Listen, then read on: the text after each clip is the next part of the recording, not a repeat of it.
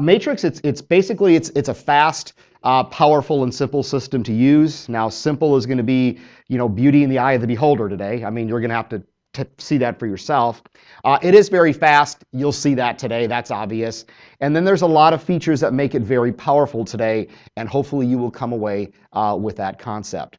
The beauty of Matrix, number one, is it's built on the technology of today, and that technology also carries to the future. So again, as Mike said, we have something that's going to last for a little bit because of the technology, unlike the Tempo and Fusion systems.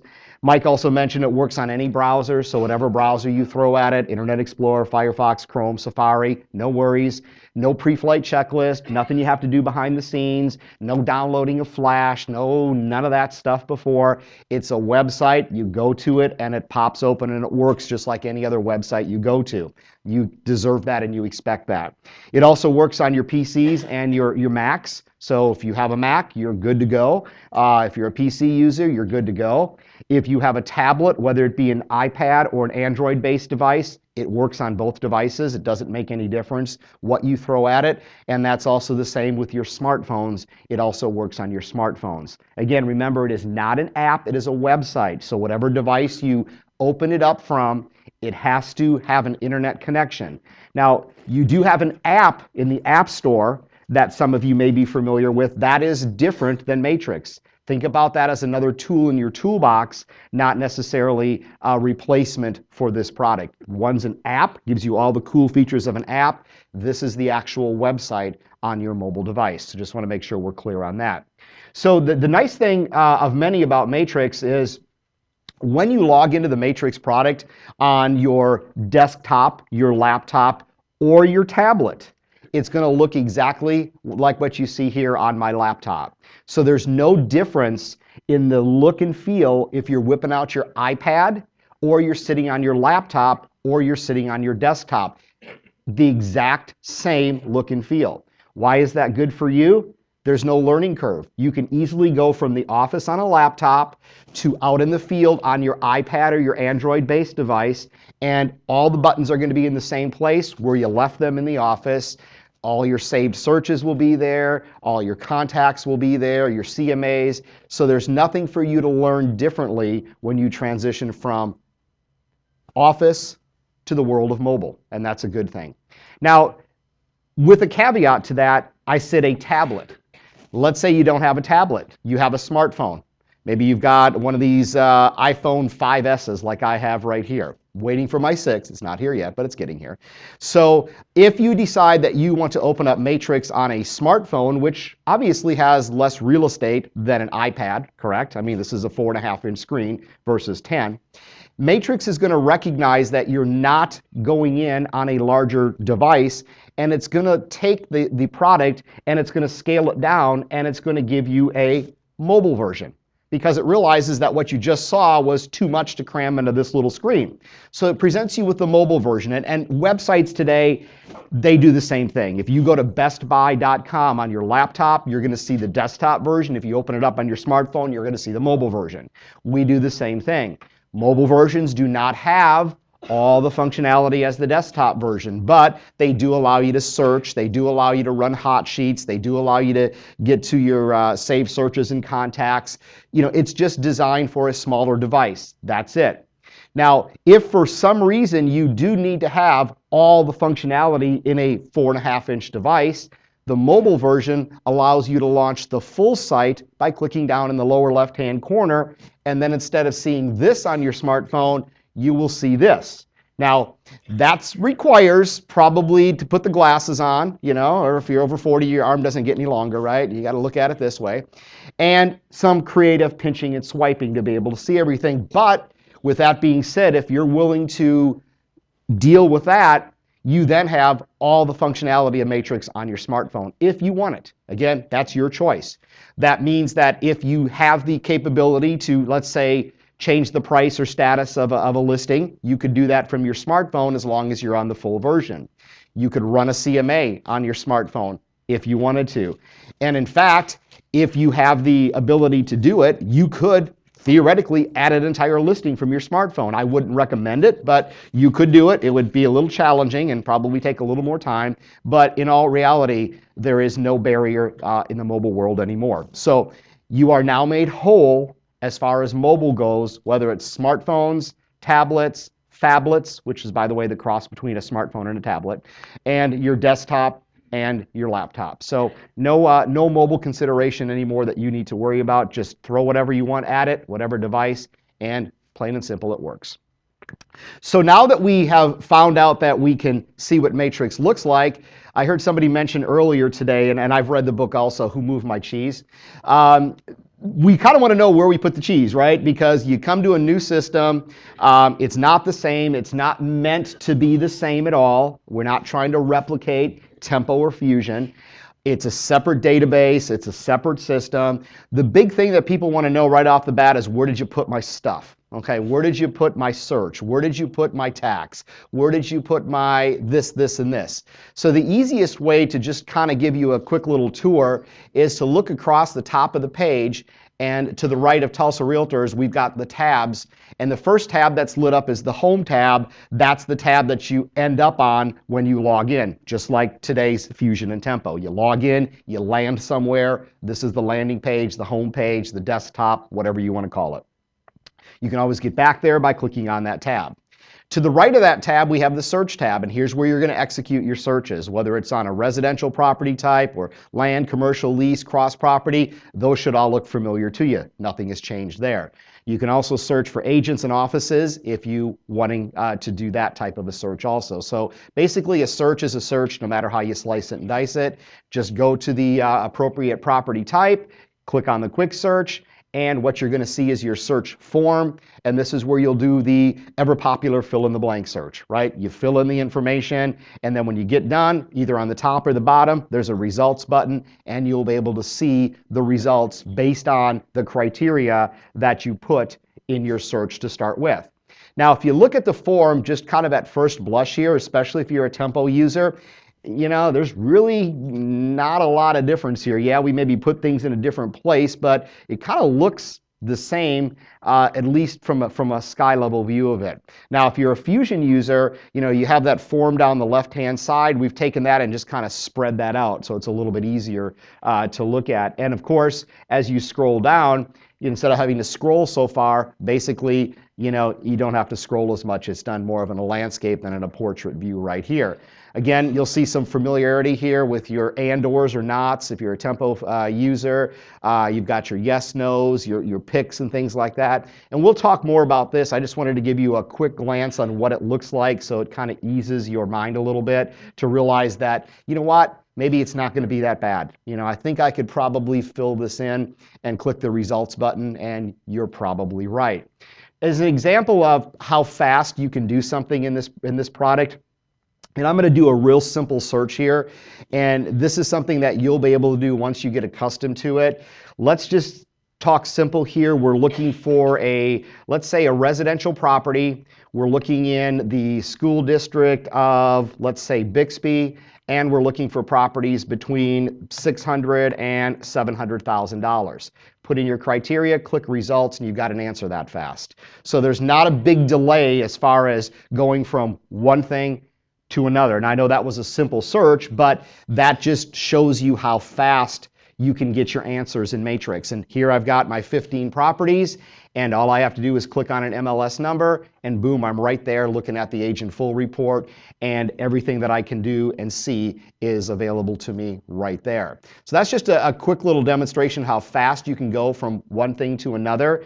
We'll again circle back around and take that a little bit slower so you understand how to fill the information in, but just wanted to give you just a glance on how simple the system really is. And look at the one-line displays. They kind of look familiar, don't they? You've got your, you know, the usual suspects, your MLS number, your status, your address, your school district, your bedrooms, your bathrooms, price, all the things you're used to right there. So again, hopefully that eases a little bit of anxiety for you moving forward. Now let's talk about some of the cool stuff, because we always like to show something kind of cool right in the beginning to get you excited about the system. So what we're going to talk about here is The matrix stats module. And some of you going, stats? Yeah, I don't need to know about stats. Well, if you can do a search in matrix, you can take that search and you can convert it over to stats. Now, why would you want to do that? Well, maybe you're just interested in information. Maybe you want to take that information, you want to share it with a client or customer of yours. Whatever you find as a usage for stats, as long as you can do a search in matrix, you can make some really nice looking stats with a couple of clicks of a button. You don't need to be a master in any kind of program to do this. So there's a tab across the top called Stats. And when I click there, that is now going to bring up a search form. Gee, looks a little familiar, doesn't it? There's your search form. And what you're going to do here is you once again are going to come in here and fill in your criteria. Again, however you choose to fill in the criteria, whatever you're interested in, that's what your stats are going to be generated off of. So maybe I'm looking in the Bixby School District and I want to see what the historic sales by year were in that school district. So I choose that stat report. That was pretty easy. Then I want to go up and I want to make sure that when I customize it, I'm looking in the right time frame. Do I want to look at the previous year? Do I want to look at the past 12 months? Do I want to look at year to date? You pick whatever time frame interests you. You can then say, I want my chart to be a smooth line. Do I want it to be a column chart? I like column charts. And by the way, I don't want to go back 5 years. I just want to go back the previous year. I want to run a column chart. And if you can click generate, you can generate stats. That's how fast and easy it is. Now I group these by month, okay? So I can see every month the historic number of sales by month. Obviously we see a little peak where? In the summer. And from this chart, you can hover over any one of these markers and you can see, well, I can't on Mike's for some reason. You can hover over those naturally and you can see exactly what the actual value was, or in this case, it's a little over 100, a little over 90 right over here. Now, with this information, there's a couple of things you can do. You can go right to the print button and you can print it. So it looks just like that when you print it. If you got a color printer, it looks really nice. If you don't have a color printer, it's different shades of gray. You can also take that information and you can send it via email. So you can email it to a client or customer. Or you can take that same information if you want to, and you can take that chart and you can copy and you can paste it. So maybe you want to put it into a Word document or a newsletter or a blog or whatever you might find that particular bit of information useful in whatever type of format. If you don't like the charts and graphs and you're just a plain old numbers person, there's a data tab. Click there and that just gives you the numbers right there. So again, very, very simple to work with as you move forward. Now, as I look at this chart, notice that I can also do something with the advanced options. I can compare one item against another. So I can look at one thing and compare it against another. Maybe the historic sales by year and then what the, let's say, maybe the average sale price was. So you can compare two things at one time. And in addition to that, if you're a person that likes to do a little more customization than what you just see here, and maybe your favorite color is not green, okay? You can go down to the style options and you can turn this from green into, let's say, I don't know, how about a chocolate chart? There you go. Now you got some chocolate. Maybe you don't like the bars and you like cylinders. You like to look a little bit different. You can make it into cylinders. Maybe you want to see exactly what the value is. Go to display values, click generate, and now you can see the numbers on top. And then you can also turn that into a 3D chart if you want to make it look really cool. So just some things that you can do in the system if you want to. And it all starts with stats. Do the search, whether it's a fill in the blank search, or you can even go out and do a map search if you want to and isolate exactly where you want to get those stats from. And it'll pick the stats from the area that you've drawn from, whether that's a rectangle, a radius, or a polygon search if that's what you're wanting to look at. If you can search and pick the stat you want and click generate, you can make stats in Matrix. It's that easy, it's that quick. That's something that may interest you, it may not. Know that it's there. We do have a video on it under our help tab. So if you're interested in knowing more about it, or maybe you want to take a video where you can start it, stop it, rewind it, fast forward it, kind of rewatch and catch up, I'll show you where that video is, but sometimes it's kind of nice to go back and take it at a slower pace. So that is available to you. To the right of that, the tab called My Matrix is a tab that we put across the top that contains just about everything that doesn't have its own tab. So if you're looking for something and you can't find it, the chances are it's under My Matrix. So if you get really lost and you're going, where are my CMAs? Under My Matrix. Where are my contacts? Under My Matrix. Where are my saved searches? Under My Matrix. Where do I set up my email signature? Under My Matrix and settings. So everything that you can't see a tab obviously shown across the top, the chances are we put it over here. So to start that off, My Matrix, just put the word my in front of all these words. My Matrix, my contacts, and there are my contacts that I put into Matrix. Now, as Mike said, you may have some there. You may have others that are not there yet. The goal is to have all of those over prior to March 31st, but that doesn't mean that you can't start adding contacts in Matrix starting today. If you're engaging with a new client or customer, why not just start the whole process in Matrix and kind of not worry about the past? Once you get to this point and you want to add a contact in the Matrix, if you just take a deep breath, read the screen, and don't scan it, you will see all of the options clearly visible for you. So if I'm going to want to add a contact in Matrix, I'm going to look at the screen, I'm going to read it, and sooner or later I'm going to get down to the bottom, I'm going to see the word add. Remember, it's right in front of you. When you click add, that's where you'll be able to add a contact. First name, last name, email address. Yes, you can put multiple email addresses in as long as you separate them with a comma, and you can see examples of that here where one person has multiple email addresses there. So just simply fill it in, click save, and you've added a contact into Matrix. That was easy. Some people have contacts in other programs and they want to bring them into Matrix. Notice at the bottom, there's the import option followed by the export option there. So again, everything is clearly in front of you. If you just take the time to look for it, it's right there. Here you've got your contact's name, and by the way, Matrix calls them contacts. It doesn't call them clients or prospects. So just kind of get the prospect word out of your mind, because if you're looking for prospects in Matrix, they're going to be called contacts. So it's just a different naming convention. You can call it whatever you want to, but in Matrix, they're found under the word contacts. So here's your contact. Here's their email address. Here's the category that you may have categorized them when you entered that individual. And yes, you can sort all of these columns to categorize and get everything lined up the way you want to.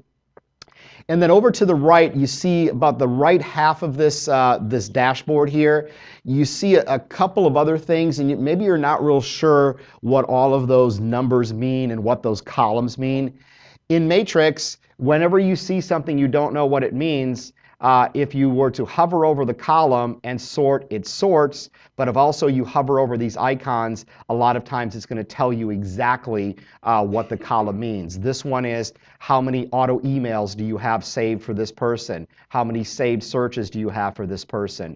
When is the last time you printed, emailed, or changed something for this contact? When is the last time they visited their client portal? Now, Matrix uses a client portal, which some of you may be familiar with in Tempo or Fusion as the prospect portal or prospect gateway. In Matrix, it looks like this. It's that on steroids. So we'll talk about this today. But just keep in mind, it's going to be a much better user experience for your client and customer than it ever has been in the past. It'll be a little bit of a learning curve, but it's not bad. We also have carts in Matrix. We have a cart feature, which allows you to put properties into carts that are tied to your individual contacts. So you can see this column here contains the number of properties that are in the carts that are associated to those people. Kind of like when you shop on Amazon, you put stuff into your cart. Think about, these people as different, e-commerce sites, and they all have shopping carts and they all have properties in them. On their client portal, they can rate properties as favorites, possibilities, and rejects. So they can go and they can rate them. They can also provide notes and feedback to you. That's all tracked here. Here are the notes, the favorites, the possibilities, and the rejects. So you get a nice look at everything that's going on this dashboard with your contacts. It's beneficial to use Matrix as a contact manager because everything you do in Matrix glues or kind of sticks to that individual. Just by default, everything you do gets stuck with them. In fact, if you click on a contact's name, you can see everything that it captures. It captures the details of that person. It captures any portal searches they may have, captures any auto emails you've got set up for them, the CMAs, the sent emails. And by the way, Matrix captures every email that you've sent to your client or customer and gives you a sent box for that individual, when it was sent, what it was, what the subject line was, what was contained in that email. And the best part is it'll tell you if they've ever opened them or not. So never, never, never, never, not a good thing, right? So it looks like in December they liked me and in January they didn't, right? I don't know. But people ask me, how can I tell if people are actually opening things that I'm sending them? And the answer is yes, you can. Now, let me just hit this for 1 minute because it seems like it got a good response. Let's say that you have an auto email set up for a client. Well, right here it tells you that on December 23rd, an auto email went out to this person and it contained a new listing. So you can click here and you can see what that listing was or what that listing was updated as. So now instead of just trying to guess what they got, you can actually see what was sent in that specific email. Now, of course, viewing it is good to see the date, but if it says never, never, never, you really got two things to think about. Number one, are they really not a prospect anymore? Maybe it's worth a phone call, and if you call them up and they hang up immediately, you kind of got your answer. Or sometimes it's a troubleshooting issue.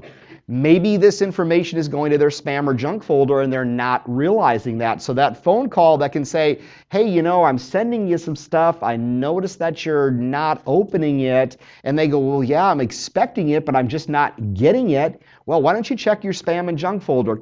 Oh, there it is. Gee, oh, okay, great. So maybe you cut off an issue that resolved a problem that could have got you into some, a lost sale or whatever the case may be. So never is not always bad, but most of the time it is. So just keep that in mind. So everybody's got a sent email folder. And also when you click on their name, you will see that below their name, you can edit their record. You can delete them. You can actually start a CMA directly from here and it will put their contact information into the CMA and then you can start the CMA wizard from here.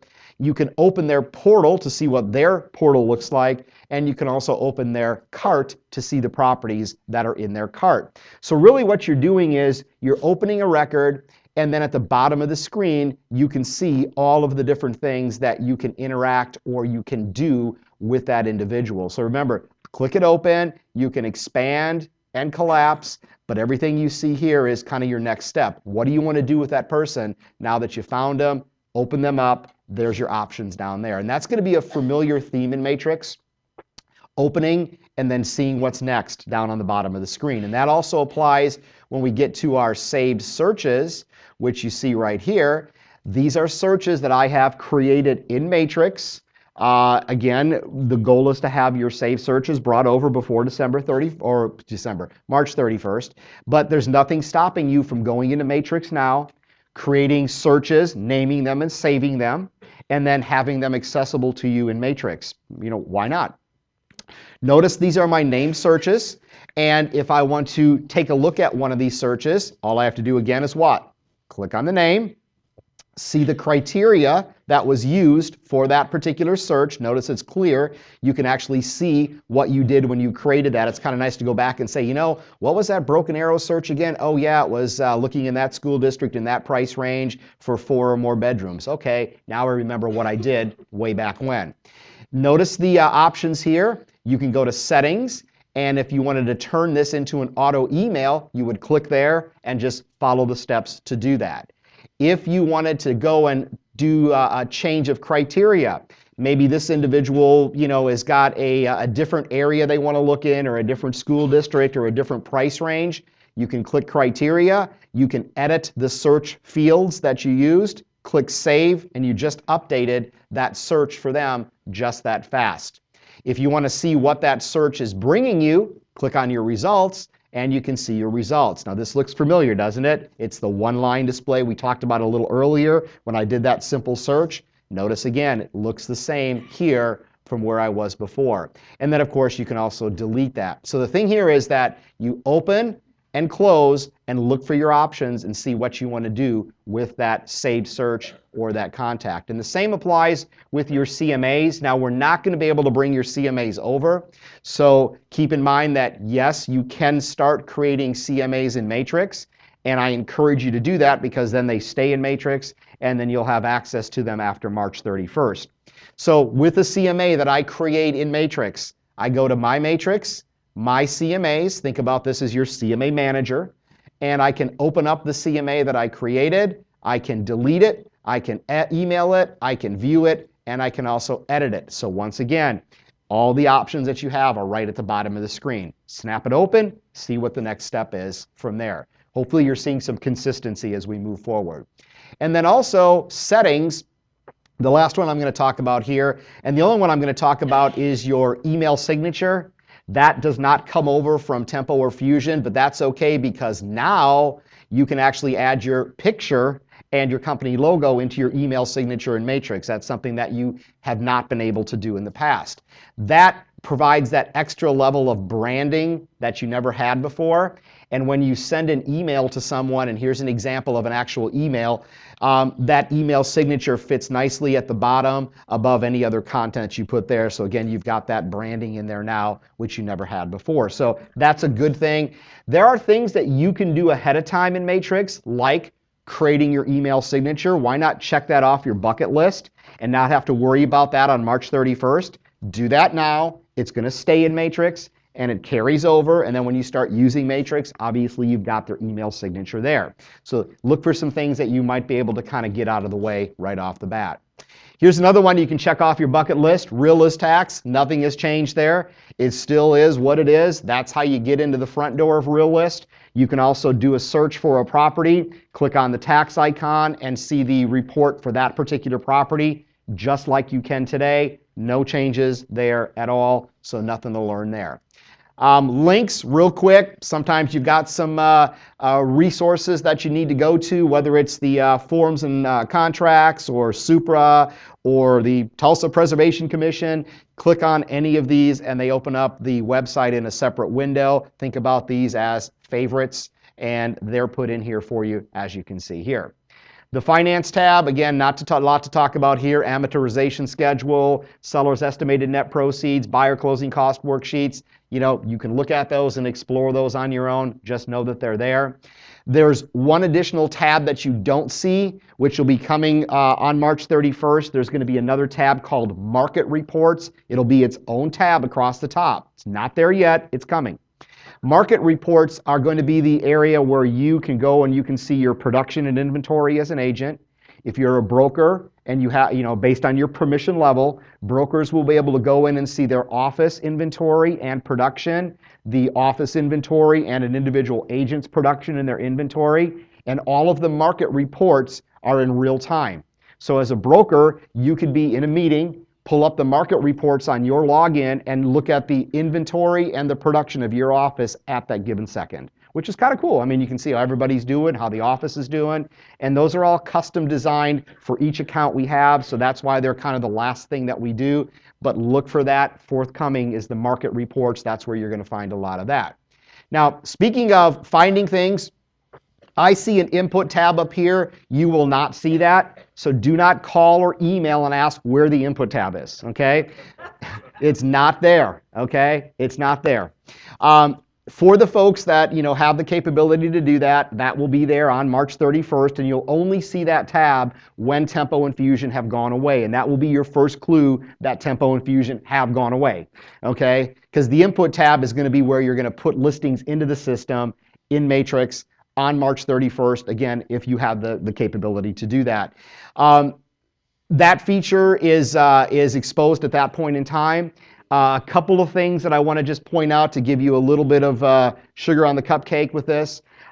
In listing maintenance or ad edit, the number of photos with Matrix is going to increase from 25 to 36. So that starts with Matrix only. So don't go back into Tempo or Fusion today and try to go, where's those 36 photos Jay talked about? That starts on March 31st, so 25 to 36. Also, the size of the pictures that you're going to be able to put into Matrix are 1024 by 768, so you'll have a higher resolution photo that you can upload into the system, which makes your pictures obviously look a lot better. So I did notice one thing here, which I really like, is that a lot of you put captions underneath your photos. Thumbs up to everybody that does that. If you don't do that, you need to be doing that. I was up in New Jersey last week, which I'm glad I'm not there this week. Did a week session up in Edison, New Jersey last week, and I could barely find anybody that put captions under their photos. I'm like, what's wrong with you people? You know, a picture is great, but a picture with captions is so much better. So continue doing what you're doing. Polly does a great job in teaching you guys that. I think we have the same mindset. An admin tab, you'll never see that, not even after March 31st. Disregard that. Don't worry about that. The help tab, of course, is where you're going to find help. That's where you find the training guides and videos. You can look at these whenever you have a chance. Notice that we do have videos on the stats module. I gave you a little bit of that earlier. Watch that if you want to. The CMA video, that's the CMA wizard. You can walk through that in a video from front to end. Take a look at that. That'll help you walk through the full CMA presentation if that's what you do.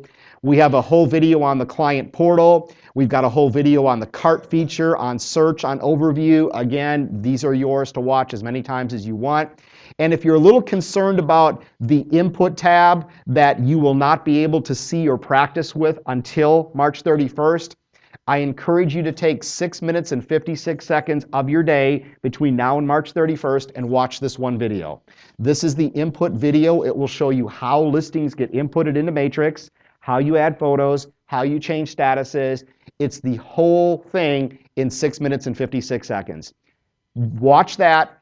Trust me, your anxiety level will drop immediately because it's easy. Yes, it's different, but it's easy. Watch the video a couple of times, and I think you'll be a pro at it from there.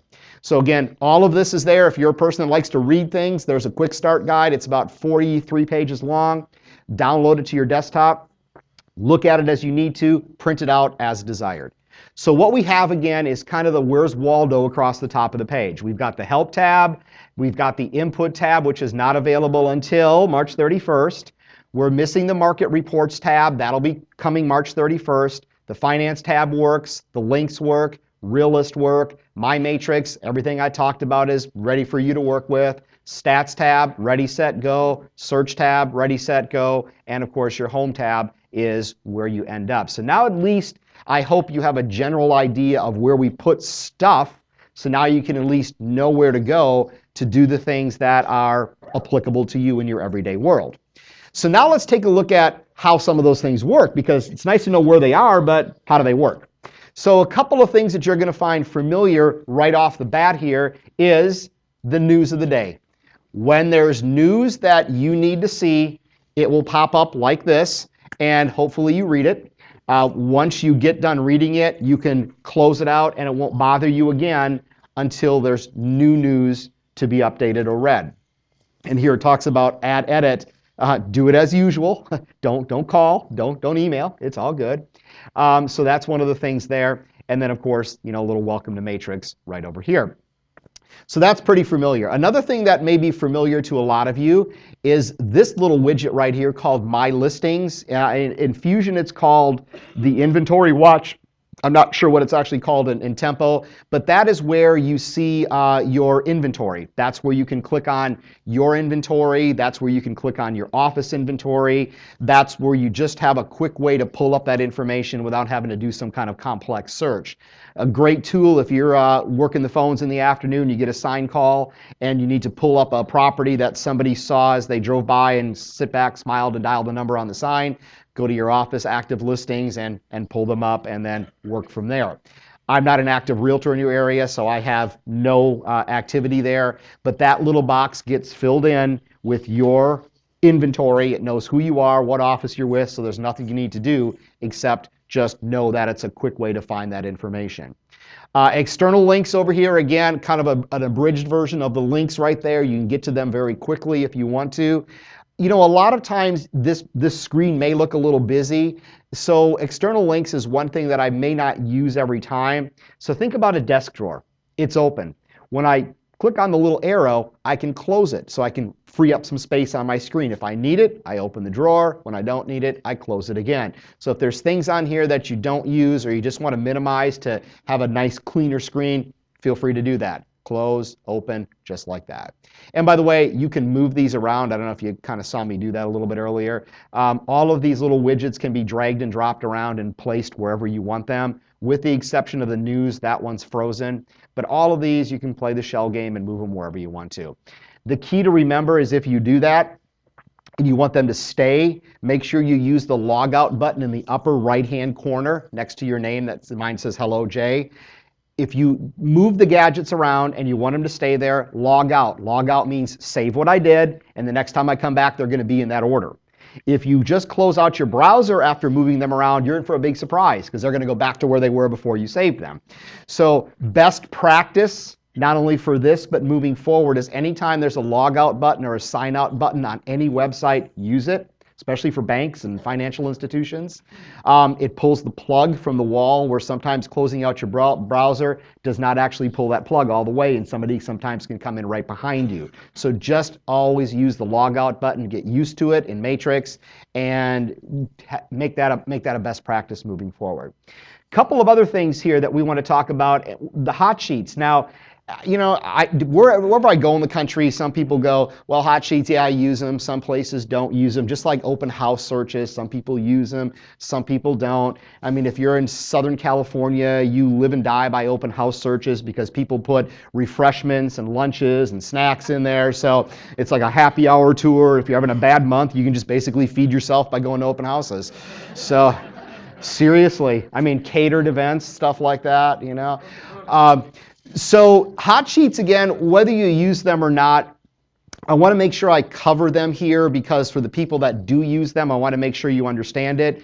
But what's going to happen as soon as I cover how to set it up, everything after that I do is going to be applicable across the system. So I'm just going to get to this through a hot sheet, but everything I'm going to do will be the same for everything you do. So I can basically cover about 75% of the system from a hot sheet. That's how easy it is. So if you're a hot sheet user, we do not keep your criteria from Tempo or Fusion, so you have to recreate it or customize it. And what you can do is simply look at this little widget, and sooner or later you're going to find the word customize, right? Okay, look and you will find. So customize, choose the property type that you want your hot sheet to be customized off of, choose the type, go to edit, and once again we have a search form. A hot sheet is basically a search that returns new listings, back on markets, price decreases, closed property, whatever you pick here.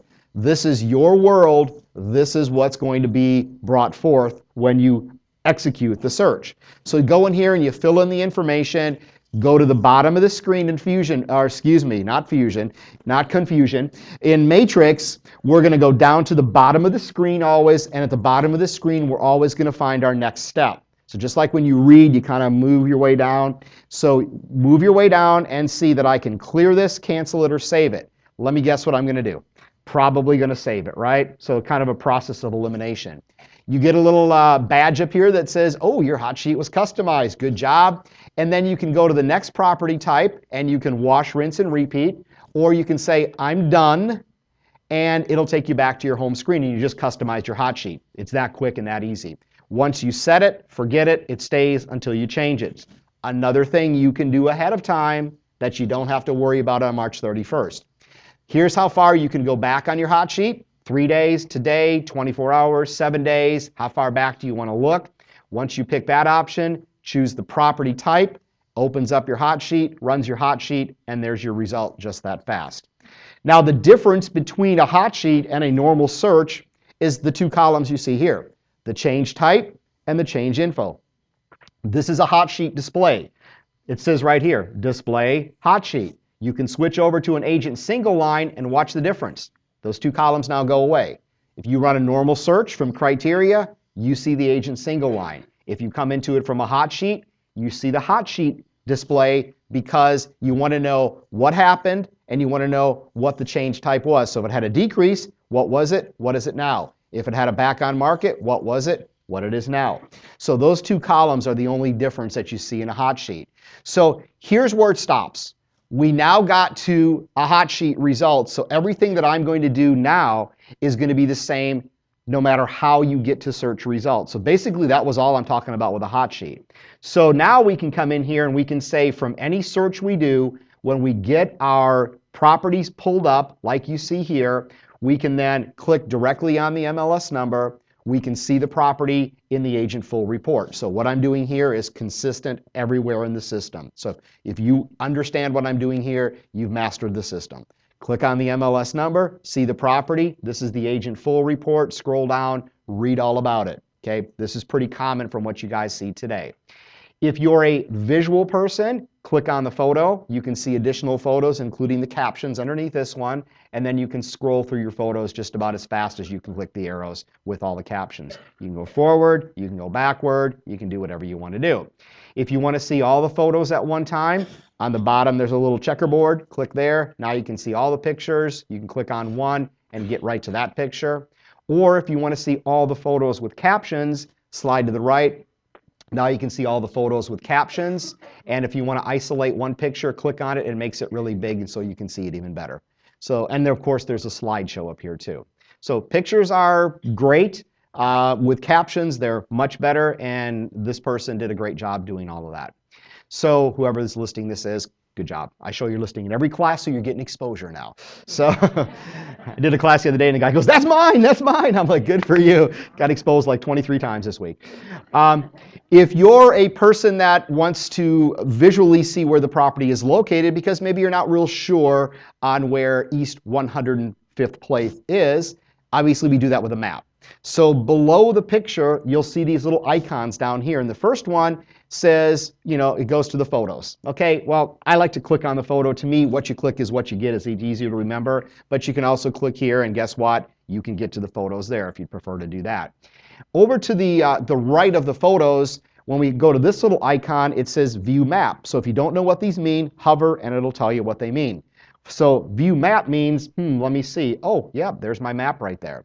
So now we see a map. We use Bing Mapping for our mapping product. You can, of course, zoom in as you need to. You can switch from the roads over to the bird's eye views if you'd rather see it from space.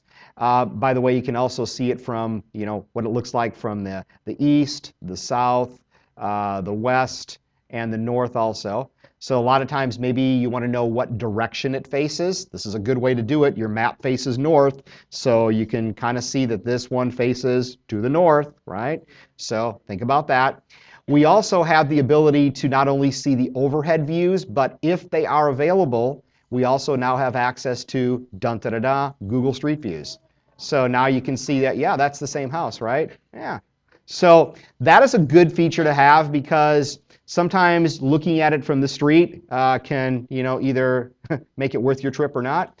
And of course, you can actually go around and you can see what's going on in the neighborhood. So sometimes that will be the telltale sign right there. Now, Google Street Views are only available if Google has them. We don't guarantee Google has them, especially in rural areas. So it's a hit and miss thing. If we have them, they're in Google. If we don't have them, they're not in Google. So nobody has an advantage to anybody in this case. Now, because you are Realist customers, we also provide different layers or boundaries. So notice the parcel boundaries, and it might be a little hard to see, but the parcel boundaries are here. We can also put on things like the flood zones right onto here. We can also put on things like the zip code boundaries, which I'm probably in too far, so let me back out a little bit here. So if I put on the zip code boundaries, maybe they'll start to paint here. Zip code, I'm probably in the same zip code. We also have the unified school districts, and those are not the schools they're zoned for, it's the district that the school is in. Again, you know, due diligence says you have to verify that. So again, all of these different boundaries are available. And by the way, these were available in Realist. So just kind of, you know, that this is nothing new. It's in Realist now, but we've just brought it into Matrix to make your life a little bit easier. Trends, maybe you want to take a look at for single family homes, what's the median sale price in this area? There's your paint by numbers right there, and if you zoom out a little bit more, it probably gives you a little bit better picture. You can see the paint by numbers here. That's kind of nice to look at times. Again, if it's something that interests you, you can do that.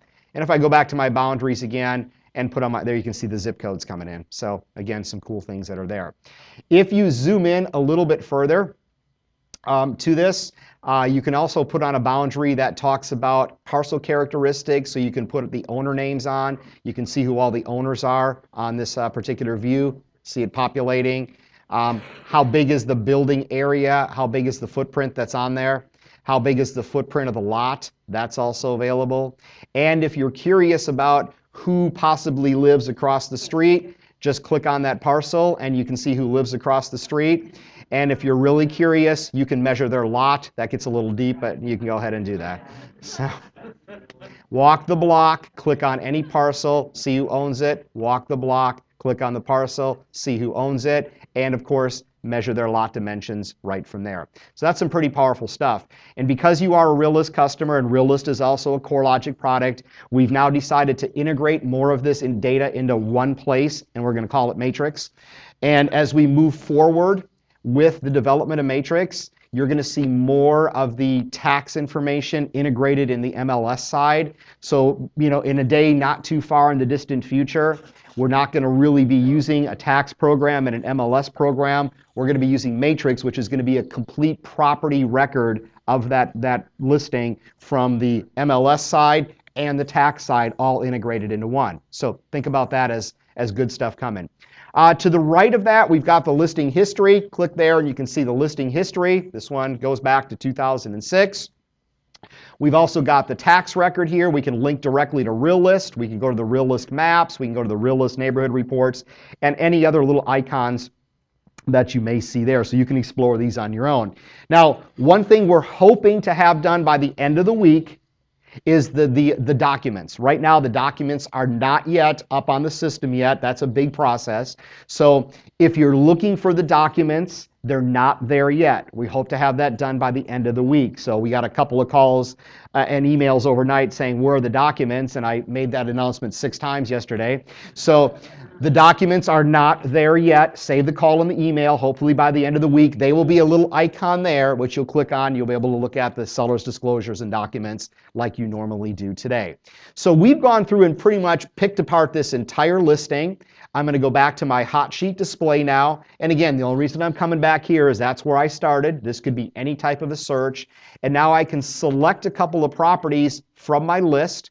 And again, let's just say that I looked at these 3 and these are choices that I'm going to pick. This one, and this one. Again, random. All it is random for me today. And then at the bottom of the screen, oh, by the way, notice there's open houses here. That's new as of today. That little icon over on the right, that designates there's an open house that's available. And you can click there and see that. And the column that doesn't have anything in it, that's where the document icon will be when it comes up. So all of that will be available from the single line, just as it will be available from the actual agent full display. So once I check the properties, what you're going to notice is that there's a little blue bar down on the bottom of the screen. That will be your friend from now on.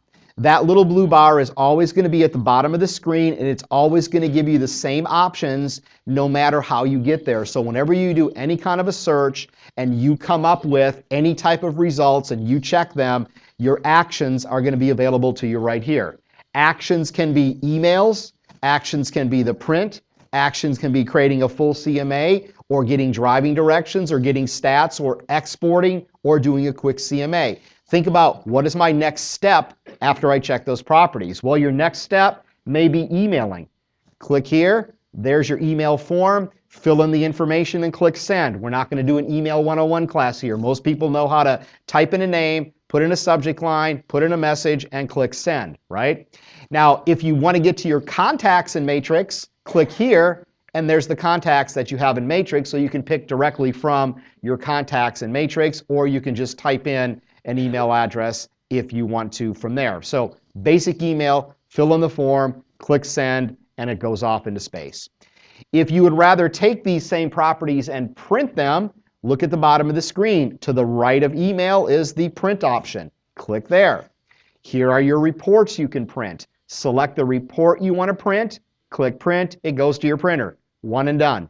If you want to take that single report and you want to preview it, you can preview it if you want to, and then you can print from right there.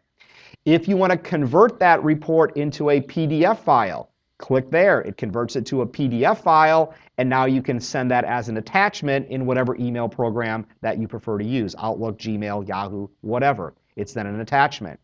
If you want to print this out and save some ink, do the ink saver. That means the no photo report. Not sure why, but it's there. You can also take the search criteria and have it appear at the bottom. So when you print it, the search criteria is also visible. And when you print this, you can also include an agent header, which looks like that, so it's more customized when you're printing it out. And you do that under My Matrix and Settings to create that header right there. So those are some options you have over on the right-hand side of the screen. Now, also at the bottom, you're going to notice that we've got some other reports down here. We've got a quick CMA and we've got a 3-up comparison. If you want to put together a quick CMA, here's how easy it is. Choose the quick CMA, and then to get the 3-up comparison, you have to hold your control key down just like you do in Tempo, right? Hold control, control click makes it stick. If you don't hold the control key down, you play tennis all day, right? So click, click, and click. If you're a Mac user, it's the command key, not the option key, it's the command key. I don't know why that says option. So control click or command click for a Mac. If you choose both of these options here and you print that to a PDF file, this is how fast you've got a quick little CMA. It's going to generate a PDF file. It's going to create your stats for you, your minimum, maximum, median, and average for the 3 properties you picked. And then below that, there's your side-by-side comparison. So what do you have? A CMA you can walk out the door with a visual comparison of the data, and then a statistical option that crunches the numbers and gives you exactly what you're looking for. To me, that's the quickest way to do a CMA. Do your search, go to print, choose quick CMA and 3-up comparison together, print it as a PDF, and you're out the door with a CMA just that fast. So that works pretty good. If you just want the quick CMA without the 3-up comparison, right at the bottom of the screen, you can click there, and that just gives you the numbers, but not the 3-up comparison if you want to just have numbers versus having those visual side-by-side reports. Driving directions, yet another big plus in Matrix. Some of you, take the 3 properties here, click driving directions, spool up your driving directions, and you now have driving directions that you can change the order if you want to. If it's not the best order, you can change that. You can add starting and stopping points. You can see your turn-by-turn directions with total mileages, and you can print these, and you can also email your driving directions if you want to. So driving directions are available. And then finally, exporting.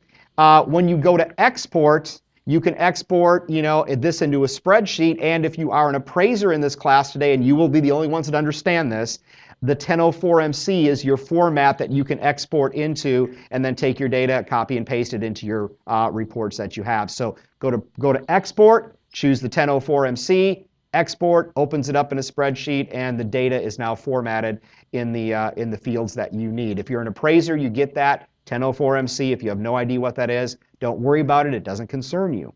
So that's at the bottom of the screen. So all of these things at the bottom are things that you may need to do with the search result. Email, print, directions, export, quick CMA, full CMA. Those are all the things that you can do. Those are the common things. If you understood any of what I just told you there about how you can do things, you can do it anywhere in the system because this blue bar stays the same. You'll see it like 6 more times in the next 20 minutes. So if you understood this and this, you're good. Simple, easy. You don't have to do any searching for it from there. Now, while I'm still here, a couple of things I want to focus on. Refining, because we'll just finish this whole bar down here. Actions, by default, present the actions for you. Refining takes that blue bar and changes it. So when I click refine, the blue bar is going to change.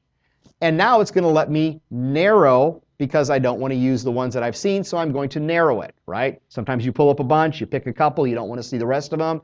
That's how you refine it and narrow it. How do you unnarrow? Well, your browser usually has a back button. Guess what? You can now use it. So use your back button and you can back up and get to the screen you were at before. Makes sense, doesn't it? Novel concept, the back button. It works. To the right of that, you have your carts. Now, here's another option. The blue bar is going to change again. Boom. Now, I can take these listings that I have searched for and I can put them into carts that are associated to my prospects or clients. Whenever a contact or client or prospect, whatever you want to call it, is added into Matrix, a cart is created for them. You do not have to do this. So whenever you add a contact, they have a cart waiting behind the scenes. That's a good thing. Whether you use it or not is up to you. So here's a couple of scenarios of using the cart. One, you can put all of the properties you've ever shown to them into that cart, just like you'd put them into a folder, right? Or maybe you're in a hurry and you don't have time to look at these properties in detail, but you're going to have time later on. Put them into the cart and then come back later on and review them when you have time. So all you have to do is choose the cart option, choose the person that you're going to put these properties in, click their name, click Add to Cart, and you've just added those 3 listings to their cart. They don't ever see the cart, only you do. So what happens when they're in the cart? Let's say you did an appointment and came back. You come back home again, you have a widget now. If I can find it on my screen, you have a widget called, there it is, somebody saw it already. You have a widget called Carts. This is where you're going to pull up the properties that you put into their cart. Click on Johnny's name. There are the properties that are in his cart that I put at a previous time. So I've stored them under his name, like a folder. Each one of these properties now I can look at by clicking on the MLS number and viewing it like I did before. Remember all the stuff that I did before. I can check the property or properties, and I can email and I can print. You've seen this before. I can get derived driving directions. I can export. I can do a quick CMA. Notice that everything is the same, okay? If I were to email this property to my client, Matrix will date stamp it for me so I don't ever have to second guess if I've ever sent that to him or her before, because it remembers, oh yeah, you did that on whatever day. So yesterday I emailed that property to Johnny, so now I don't have to try to think, did I do it? Do I send it again? Did I ever do it at all? It keeps track of what you send to your clients and contacts, just like that sent email folder we talked about earlier. Properties stay inside of your carts until you remove them. They stay there forever. If you find something you put in there you don't want to keep, just check it. Remember to use the kind of the word association. What am I thinking about doing? I'm thinking about carts. And there I can remove it and it goes away. Otherwise, they stay there indefinitely. So now that we have this great place to keep us organized, what happens if you decided, well, I wrote that MLS number down this morning, wrote it down on a piece of paper or the address, you go and run your errand, you come back, and that paper is where? Nowhere, right? You lost it. So that's kind of a dilemma. Well, Matrix is a good person to have in your back pocket to remind you of things, because Matrix remembers the last 50 searches you've done. So it's like footprints in the sand. So as an example, I did a search earlier today. If I simply come over here and go, oh yeah, what did I do at 9:19 this morning? Oh, I did that search. Yep, there's the result that I came up with. I don't have to even think about it. What about the last 50 searches? Absolutely. In fact, things that I did yesterday. So yesterday morning, I did a search in class, or yesterday afternoon, let's say, at 1:35. I used this MLS number. I clicked there, and even though I lost the paper, it now remembers what I did at that point in time. So the last 50 searches you do are captured in Matrix, and here's the beauty of it. It's not captured on your device. It's captured on our computers. So that means if you do a search in the office on the laptop, and you go out in the field and you whip out your iPad and you log into Matrix, you can have access to those last 50 searches you've done, even if they were done in a different device, at a different location, somewhere else, at a different time. So it's not indicative of your device. It's just basically, even if you log off, because trust me, I have logged off since last night at 4:58. So no worries there. So recent searches right here. Again, even if you close out your browser, even if you clear your cache, even if you clear your cookies, it doesn't make any difference. They still remain there because they're not sitting on your device. So a couple of things we've done on the bottom of the screen. Now, some other things that you may do and need to do very quickly. Sometimes you need to look up a property very quickly and you've got the number. Right in this little box up here, we've got a number place. We can type in our MLS number in the little box, click search. There we've got our MLS number search. If there's more than one number, just hit a space. Notice here we came to the same point. There's our agent single line. We click on the MLS number. We've seen this before, right? How many times do we need to look? Same, same, same. Oh, no captions under this one. Ooh. There's your maps. There's your history. Wow, not good. Sorry, Charlie. So that one is the same. We can then do the same thing we did before. Once we pull up a property by number, we can select it. Then we can email it. You know how to do that. We can select it. We can print it. You know how to do that. We can get driving directions. Everything we talked about earlier is the same. There's that blue bar, once again, with the same features that you are intimately familiar with. What about an address? I want to look up an address at 6802 and it's on 115th. Now notice I just typed in 115. Hit search and there's the property, including the entire history of that property. It was an active property currently. It is an active property. It had expired under a different number and it closed under a different number. So by typing in an address, you get the entire history of that property. Now, if you're just looking for that property, if it's active, you can just change the status to active, bless you, and you can see that now you can find the property only as an active property. Or if you want the entire history, just remember, leave the status blank, and that says, give me everything. So you can do all of that right from the front page of Matrix. So those were a couple of easy things. A number lookup, an address lookup, that's a given. But what happens if you don't have an address or a number and you need to work for it? So here's how you work for it. Do a search, go to the property type you're interested in, go to your quick search. You've seen this before. Now we start filling in the blanks. Here's where we need to just be careful because things are done a little bit different in Matrix. And don't worry about writing these down because I'll show you that help is closer than you think. So the first thing you want to be aware of is if you choose a different status, the status date is put next to the status. So if I'm doing closed properties, by default, it's going to go back 6 months. See that? 180 days. If you're okay with that, run with it. If you're not okay with that and you don't like that date and you want to go back 90 days, just change the date. I just want you to be aware that whenever you choose any status, it's going to automatically go back 6 months. If you're fine with that, it's good. If not, make the change. That's what you're going to get unless you change it. As far as things like subtypes go, or let's say garages or pools or anything where you've got a list where you might be interested in choosing more than one option, remember the game? We play tennis, right? Unless we put down our coffee and go, oh, I have to hold the control key down. Yeah, now I can make them all work. If you're a Mac user, it's the command key. So just remember that. If you forget that concept, hover over the question mark.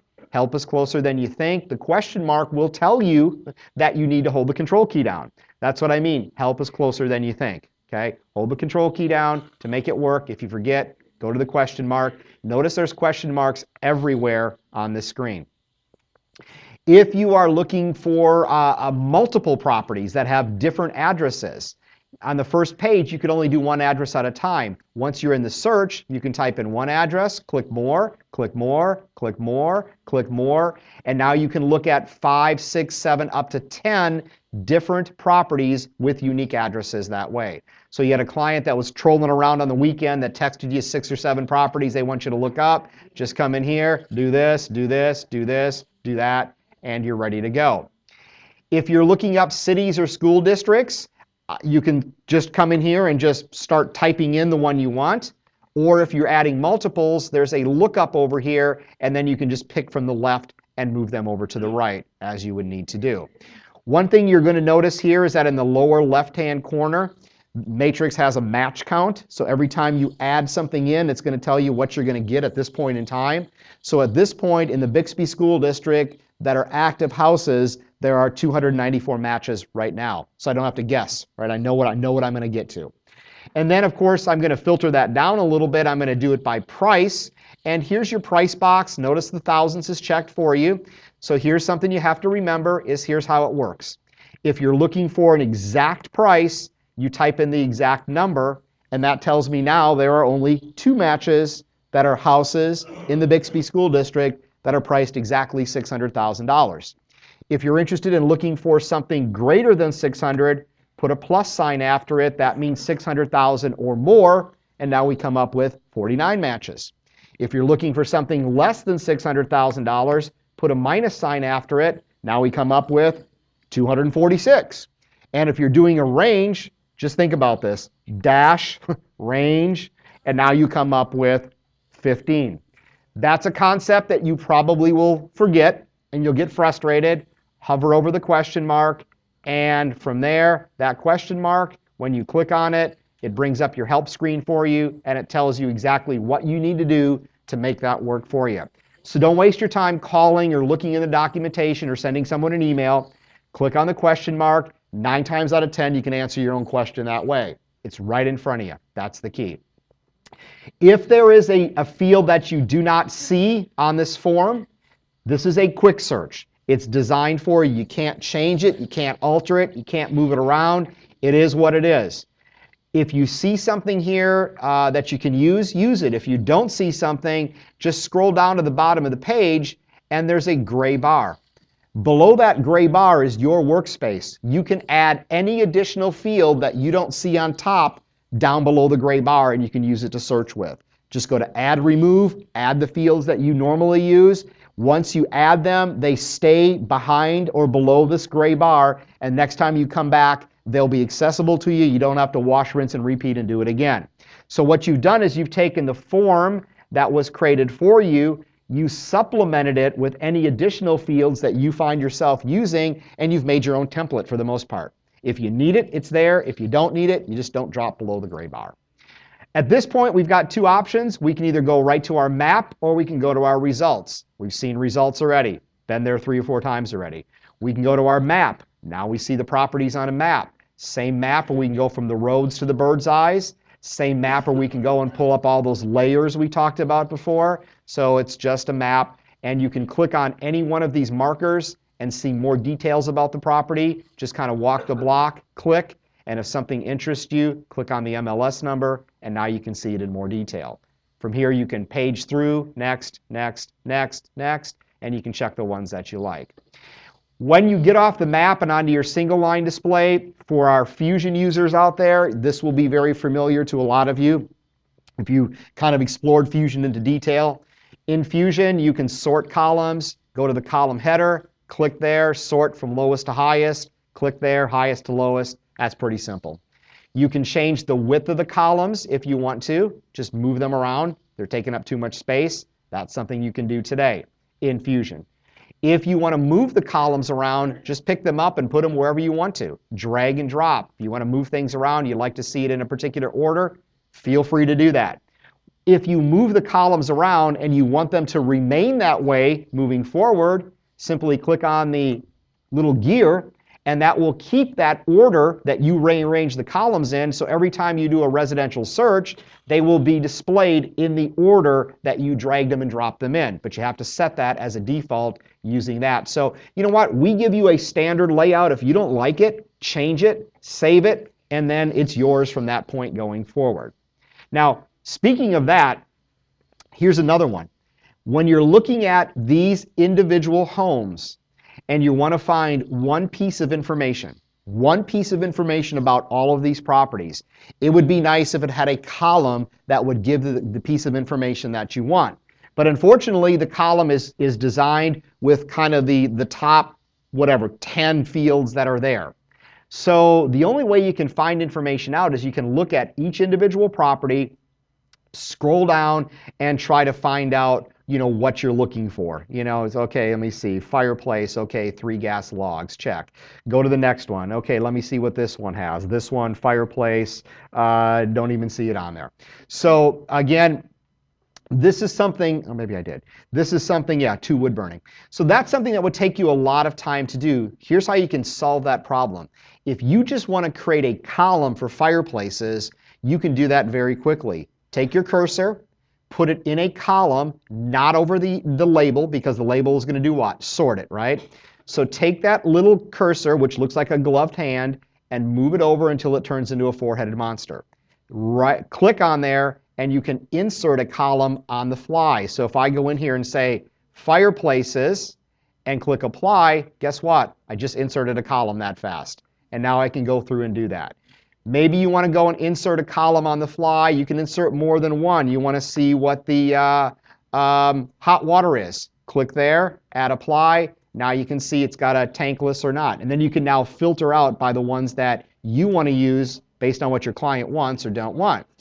If you don't want that column, you click on it again and you remove it. You don't want the column, you click on it again and you simply remove it. So we can insert those on the fly to see the information that maybe will speed up our process of vetting out these properties. So you can do that very quickly if you want to. It just saves a lot of time and frustration if you're looking for that one little nugget of information or two in that case.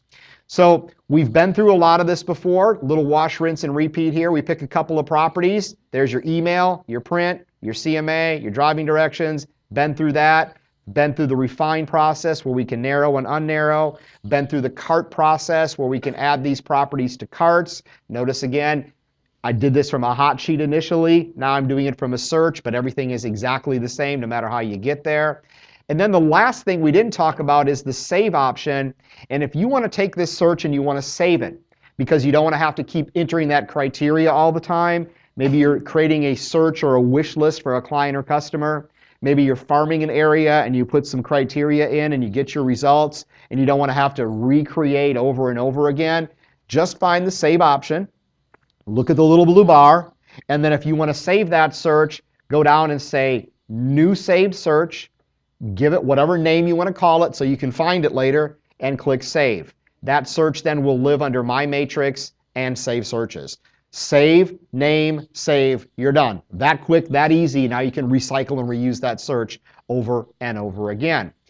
If you were working with a buyer that is, this is their wish list, Bixby School District, they've got $600,000 to $700,000 to spend, whatever else they put in there, and you'd say, you know what, I want to really make my life easier.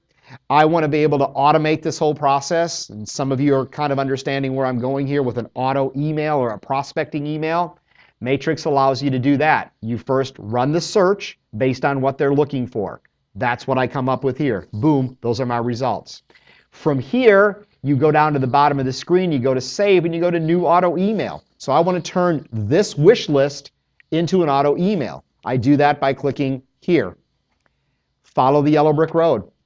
The next thing I need to do is take that search that I just created or that wish list and I need to tie it to the person that's going to be receiving those auto emails. So you're marrying the search to the person. Now they're married. Then you put in a subject line of whatever that they're going to get whenever you send them the email. So, hey, maybe new listings, new properties, or hey, check these out, give me a call, and then type in whatever message you want to send to them in whatever fashion you want. So basically, it's really 3 steps, or 4 actually. It's associating the search to the person, typing in the subject line, typing in a message, and there's your new cool email signature, by the way. And then as you go down to the bottom of the screen, there's only one thing you need to do to make this happen is schedule how often you want those emails to be sent to your client and customer whenever something is found. ASAP, daily, or monthly are your 3 choices. If you've set up auto notification today in ML Exchange or Fusion or Tempo, another one of our products, Fusion or Tempo, you will understand ASAP, daily, and monthly. That's the frequency that they'll go out once the properties are found, if they are found. The search works 24 hours a day, 7 days a week behind the scenes. If it finds something that matches the criteria, it holds it and it sends it whenever you tell it to release it right over here. Notice daily has the days you want, and you can do AM and PM too, which gives a little more flexibility. So save turns on the autopilot, and from this point going forward, any new listings or price changes or status changes that affect that search for that person will be sent to them automatically on this frequency, and you've just worked smarter and not harder. You know what they're looking for, you know who they are, you let the machine do the work for you, and you let the machine send them out automatically. It's like having your own personal assistant, right? It's all good. The problem with that is the last sentence is it sends it out automatically and you don't get to see what was sent. Now, the reason I say that is because I can create the best search in Matrix, but I can't filter out certain things. Here's an example. You have a client that doesn't like white kitchens. Okay? I can do a search in Matrix, but there's no way I can say white kitchen's not, right? So no matter how I do that search, a white kitchen is probably going to get through the loop, right? So that's not very good if they told you, I don't want a white kitchen. Well, does that mean I can't use this auto email process? Yes, in the capacity I just showed you, because everything goes based off that search criteria. But if you check this box, which is what we call the concierge mode, now you've turned it around, because the Matrix system is going to continually do the search for you 24 hours a day, 7 days a week, like it does. But instead of automatically sending those search results to your client and customer, guess where they're going to go? To you. And you now are going to be the person that's going to be able to be the intermediary or the middleman to filter out those white kitchens, right? And let the non-white kitchens pass through. So basically there's skin in the game for you again. The biggest part is doing the search. That's the heavy lifting. We do that regardless of which option you choose. The difference is, do you want to vet them out ahead of time, or do you just want the system to throw them out automatically? And again, think about the client or customer you're working with. If you need to have that extra attention, that you need to make sure everything is what exactly they should be seeing, perfect option. If it's, you're sending them some land to look at, to build on, probably you don't have to, look at a piece of dirt, right? So once you turn this on, again, you save it. It will then go and say, okay, well, here's the 16 properties or 15 properties that match. Now in the first push, let's go through and make sure we don't have any white kitchens. So you can look at every one of these properties. If they don't have any white kitchens, you can send them directly to them, and that was gone. The ones that have white kitchens, you can reject them. And from this point going forward, it'll always send you a list of what is found, and you have to go through and pick and choose on that level. Now, the nice thing about this is that when you do this, you can actually get that email, or you can go log into Matrix on your mobile or your tablet, and you can either approve or reject them right from your mobile device. So the system is doing a search for you. You get an email that says, hey, I found a couple of listings for Randy. They need your approval. You can stop your salad at Applebee's, log onto your tablet or your smartphone, and look at them and go, no white kitchen, approve, approve. Go back to eating your salad. You get a notification via email. You also get an alert on your front page of Matrix that will tell you that you have stuff waiting for you. So the little widget that I'm popping up here says, I have 27 listings that need my approval. Think about those as being in your inbox, waiting for you to approve. You then select the person, and then you go and you vet them out from there. So it will let you know exactly what's waiting for your approval. Like an assistant running the search for you, giving you the listing sheets, and you either say yes or no. That's what it comes down to. So it's a great feature. It's done on a per search basis, not a one size fits all. You may have some clients you need to use this. You may have other clients that you can just automatically send it sight unseen. Your call. Learn to work smarter and not harder. That's what I'm trying to get across. And now you've got options to do that a lot easier in Matrix.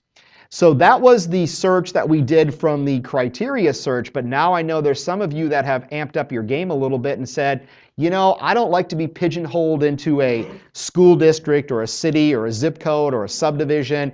I have to go on the map and I have to draw exactly where my client is looking to live. And maybe your client has got multiple ideas of where they want to live. Maybe they like here and they like here and they like to look over here and look over here.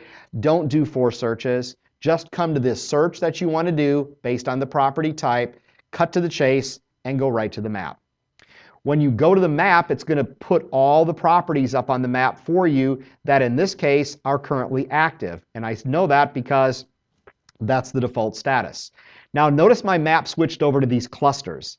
It did this because there are more than 500 properties on the map. If there's more than 500, it doesn't subject you to seeing 510 green dots on the map. So it puts these clusters, and then if you click on a cluster, it'll zoom in, and anything below 500 will start displaying the properties for you. So above 500 clusters, zoom in, get below 500, and then you can see the actual properties. Now from here, we'll approach this as a CMA first, and then we'll go off to the other world. So let's say you're creating a CMA and you want to use the map to do that. You can A, come up here, and in the upper right-hand corner where my cursor is, and my extreme height doesn't allow me to reach that, you could actually type in an address of a subject property, doesn't have to be a property MLS listed, and it would zoom into that property. So it could be any address you want, as long as it's an address. And then from there, let's just say it zoomed in right here. Then you could come in here and use your radius, and you could say, okay, I want to see everything within a half a mile radius of that property, and boom, you're there. Or you could zoom in on the map like I did. So those are the active properties or the competition.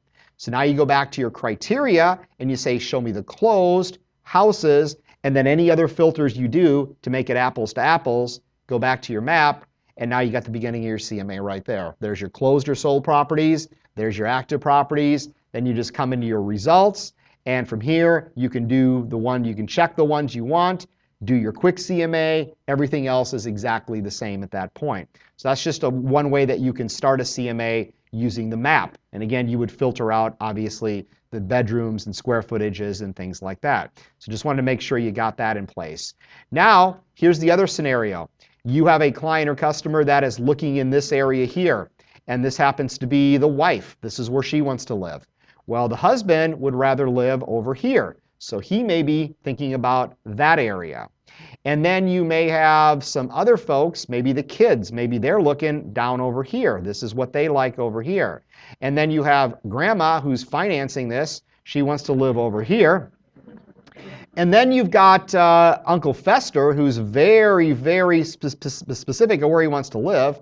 And maybe he just wants to do kind of this, kind of this, kind of this, kind of this, kind of this, maybe a little bit in between there, not too close, over here, and he has a little more creative search area that he's looking for. So what I've done here is I've drawn 5 different shapes, and you can draw up to like 9 or 10 of them, if I'm not mistaken. And now you can have one client that has got a different geographic area that they want to live in. Instead of doing 5 searches, do 1 search and use your map. You want to live over here? Let's check what's over here. You want to live over here? Let's check what's over here. You want to live over here? And of course, mom wants to be a little closer to dad. So what we can do to mom then is, instead of going in and drawing a brand new circle, we can just pick her circle up and we can move it anywhere we want to on the screen. So that's kind of cool. So now we've got this, but we're not done with Uncle Fester yet, because he is still not happy, because he thinks that this road right here is a busy road and he doesn't want to live anywhere adjacent to, what is this, 129th East Avenue. Again, I have no idea where this is. It's probably a quiet country road. I don't know. So Uncle Fester now goes, I don't want to live near this road. So what you can do is you can say, I can solve your problem. Just draw another shape, box out that road, okay? Box the road out and say, I'm just going to make those go away, and now you've made those go away. So now he's still happy because this is where he wants, but he's not backing up to this busy road right here. So it's like drawing donut holes on the map, right? You can go draw donut holes on there, and you can draw multiple exclusions. So before, you could always just include, but now you can include and you can also exclude at the same time. And I did that by just hovering over the point where I started, exclude, include, so I can put those properties back in there if I want to, or I can make them go away. And yes, you can come up here and do more than one. You want to box out a little bit of a circle, you can do that, and you can exclude, that just that quick, and you've done that right there. So some new tools for mapping for you. If you're a map searcher today, I think you'll probably be pleasantly surprised. And guess where we go from here? To our results, and everything that we've done in the rest of the class is now the same. There's your search results, there's your action bar on the bottom. You could even take that search that you just created with those shapes and those exclusions, save it into an auto email for your client or customer, and only send them properties in the areas that they decided they wanted, but at the same time, excluding any properties that fall in that box out area. Give them what they want, don't give them what they don't want. That's the deal, right? That's what they want. So that's some pretty cool stuff as we move forward. Now, that's a map search. Now, what we haven't talked about yet is what happens when we take that information and we push it out to them in an email, because this is where it changes. This goes back to this client portal again. So anytime in Matrix that you choose the email option, whether it's a listing search, whether it's emailing from a cart, whether it's emailing statistics, whether it's emailing a CMA, whether it's emailing driving directions, anytime that you choose this button here, Matrix is going to create what we call a client portal for your client or customer. The first email that you ever send to a client or customer out of Matrix, a portal gets created for them. We do that for you. So all that is just a new way to look at things. And think about a portal as a picture in a picture frame. There are pictures of people on the wall over there. The portal is the frame, which is across the top and down the side. That can be customized by you, just like all those frames are pretty much different over there. And the information that's inside of that portal is equivalent to the picture that's in those frames. So you paint the picture with the information that gets framed into the portal. So it's a branded way for you to communicate back and forth with your clients and customers. And this is going to give them a whole bunch of really cool tools, so just bear with me here. So what happens is you email something out of Matrix, they get an email from you, and in that email is a link to the information or the picture that you're painting for them. When they click on the link, it puts that information inside of their client portal. So in this case here, I sent them some stats. So now what happens is the information, the picture, gets framed inside of that portal. Again, that gets created for you the first time you email someone, and every email from that point going forward gets sent into that portal. So that's why we put everything in one place. So every email that you send, whether it be directions, statistics, or listings, are placed into this portal. Now, why is that good for your client and customer? Because we've created a convenient place for everything that you do to be stored for them. So they don't have to keep looking through their email all the time. They can actually take the portal you send them, they can save the link as a favorite, as a shortcut, whatever they want to do, they can bookmark it, because after they get that first email from you, everything else is going to be tied to that link that they get. So they can look at their portal at 3 o'clock in the morning if they want to, check out what's going on.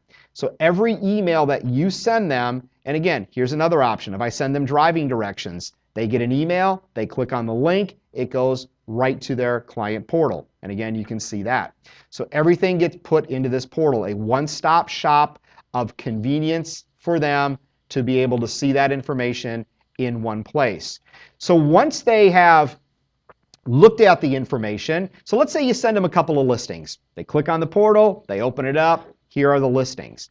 Now, as they're looking at the properties you sent them, you don't choose the view they see because they can choose the view they want to see. They can look at it as a client full report, a client summary, a client thumbnail, or a client single line report. Notice the word client in front of all of these, which means what? There's no information that they don't need to see that's proprietary, like who the listing agent is, or what the compensation information is, or the private realtor remarks. These are all client views.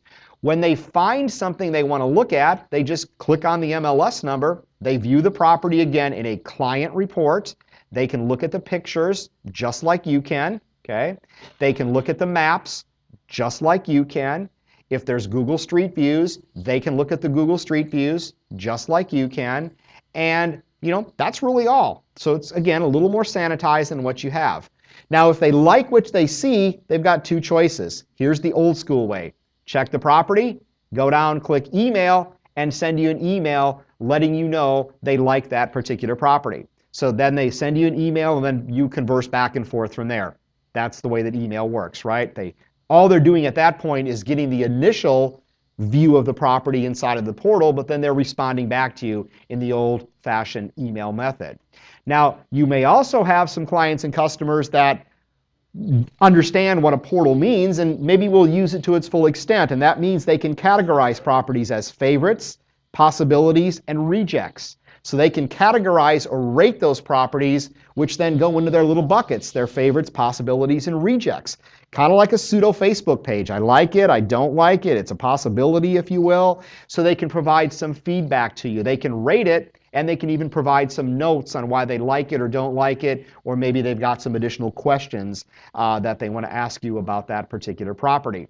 So if they want to do that, that's fine. If not, it's just an email thread going back and forth. Whenever they add any notes, they appear here, so they don't have to go searching for them. Whenever you respond back, they can see your reply here, so they can see that collaboration back and forth between you and them. All their emails get put into one place. They don't have to go searching for them. Any auto searches are also available here. Any auto emails you create, they appear in the portal. They get an email, goes to the portal, then they open them up. They can look at them anytime they want to. And anytime they save something as a favorite or possibility, it creates a slideshow for them over here to visually keep those properties in front of their face. Now, in addition to being able to have this kind of this black hole where we put everything, which again, the convenience for the client or customer, we allow them to do one other thing that they're doing everywhere else today in the world. They're actually doing their own searches on a lot of other sites out there, right? And I'm not going to name them. One starts with T, one starts with Z, a couple start with R. So that's what they're doing. Well, what we're doing is we're giving them that same capability to search in your portal. Now, the reason why we do that is because they're going somewhere else to do it anyway, right? So why not just provide that service to them? They can put in their search criteria. So if they want to see everything that's priced, $500,000 or more, that's a residential property, they can run their own search and they can find the listings that they want to find on your portal, just like they're doing again everywhere else there and all those other third-party sites. The benefit of allowing them to do this is actually three things. Number one, you're providing the service to them. That's good. Number two, you have the ability to brand your portal like I did here, so the name and the face is always together. It's your name, your face, it's coming from you. That's a good thing. They're in your sandbox, not somebody else's. And when they're pulling up any one of these properties, which by the way they can rate as favorites, possibilities, and rejects like we talked about before, the information they're seeing here is current, up-to-the-minute property data. It's not stale like they may get on some of those third-party sites. So you're providing accurate, up-to-the-minute information with your branding across the top, and you're providing a service to them they're getting somewhere else anyway. So that's the purpose of doing it. We're not trying to take away what you do for a living, but if you think about it, how many buyers have already done a search for you when they come to you already because they've done it on another site? Provide this to them. If they would like to take it to the next level, they can even go and they can draw. Maybe they've got a little wish list. They like this area here. They can isolate where they think they might be interested in living, and they can save that search and give it a name. And then if they give that search a name and save it, anytime they come back to their portal, 24 hours, 7 days a week, they can click on the search they named and saved, and they can watch what's going on and keep track of what's going on in that world. This is what they're doing today on those other portals anyway. So it's nothing that we're not giving anybody a leg up on anything. We're just trying to level the playing field and have you provide the service versus someone else. Because I'm telling you, I've heard agents that have gone to me that they have talked to consumers that have gone to some of those other sites. They pull up a listing on another site and they get the paid placement with another agent's mugshot next to that listing, right? Not here. So everything that they do here in their portal is nice. Okay, this is all client and consumer facing. Okay, we now provide this to them. But what we also provide to you is the ability to see everything that they do on their portal in Matrix. So now you can monitor what your clients and customers are doing. That's kind of interesting. So when I go back into Matrix and I go as a Matrix as a user, as an agent, I come in here, go to my home tab, and I see a little widget somewhere down on the bottom. I keep moving them. I see a little widget right on the bottom that tells me all of my clients or customers that have been in their portals and what time they were in there. So now I can see everybody who's actually been in there, so I can know if I've got the tire kickers or the actual prospects. I can click on their name, and when I click on their name, I go right to their contact record, and I can see the last 40 times that they've been in their portal. So I can track their footprints. 10:36 today, 8:27 this morning, a bunch yesterday, a bunch Monday. I can see if they've added a note, added a favorite, added a possibility, discarded a listing. I have their entire footprint right in front of me. So again, I can see what they're doing. And if they added a favorite, I can click there. I can see the property they added as a favorite. I can then respond back to them if they've added any notes, so I can collaborate back and forth with them. So the last 40 times they visited their portal, you can see. So you could say, hey, James, what were you doing at 8:27 this morning? Or what were you doing at 10:36? And we'll see if they lie to you or not. I know where you were. I know where you were. And by the way, with the portal too, this is what it looks like on a desktop, a laptop, and a tablet for the consumer. If they're looking at the portal on a smartphone, it gives them a lighter version of it also. Okay, so just that same type of, if I'm on a smartphone, I get a lighter version. If I'm on a tablet or larger, I get the desktop version. So not only can you see the last time they've been in there, but if they've gone in and created their own search, it'd be kind of nice to know where they're actually looking, because sometimes that can give you a clue on what they want. So you can go in to their portal activity, and if they went in and created a search and gave it a name, come on down there. There you go. You can see that they did that on Monday. You can click there, and you can see exactly where they're looking. This is what you see as the agent. This is what they see as the client or customer. So what they do, what they draw, what they name, what they save on their portal is now available to you. So you can monitor what they're doing. You can either tell them that you see that or not. It's up to you. You can just spy on them and stalk them, or you can just say, hey, you know what? What would you do if you had some extra money and you wanted to live out here? I don't want to live out there. Okay, that's fine. But you're looking there, but you're not looking out there. So it's a great way to keep track of what's going on, what they're doing, and when they're doing it. It's better for you to understand what they're doing. A lot of times, I'm guessing in this industry, you probably waste so much time on buyers that are just, wanting to see every house, 50 houses, and they still not set on what to buy or whatever. I can't imagine if you were to add up the productive time versus the time that was just, a lost cause. But this way you can at least, if you've got a hot buyer here that's actually looking at things, probably somebody to pay a little more attention to, somebody that's not opening their portal a lot or looking at things, you make the call on that one. So it's a good way to kind of monitor what's going on. So that is all available within the site itself. And then one little nugget I saved for the end is this little bar that we see across the top right there. Kind of looks like an address bar. My cursor's right up here. That little bar is available for anywhere in the system. Anywhere in the system, that little bar is available. So what that little bar will do for you, it works kind of like Google. Okay, everybody knows what Google is, right? Google is the yellow pages of the 21st century. My kids do not even know what a phone book is, have no clue, and they're 15 and 12. No idea what a phone book is. They go to Google. You can do everything from Google, right? So this little bar is kind of like Google in a way because it allows you to do a couple of things. Number one, it's a great tool if you just want to call up an MLS number.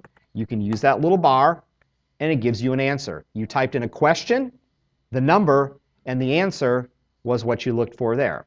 Okay, well that's good. What about anything else? Well, if you type in AG and the last name is Smith, it'll actually do a roster search for you. And now you can pull up any agent and look at his or her information to contact them in that respect. So basically the question I asked was, show me the agents with last name that is Smith, and the system responded and showed me all the agents with last name Smith. I typed in an MLS number, it showed me the property that was associated to that. Question and answer. Well, here's another question you might want to ask this little bar. Maybe you're interested in looking for homes in Bixby that are active, that are residential properties, that are priced between $600,000 and $700,000. There's your answer right there. That was pretty cool, wasn't it? What about properties that have at least 4 or more bedrooms and at least 4 or more total bathrooms? Well, now I'm down to 4. And what about properties that have at least 5,000 or more approximate square footage, now we're down to 2. So what I've done is I've typed in a question in that little bar, just like when you go to Google, right?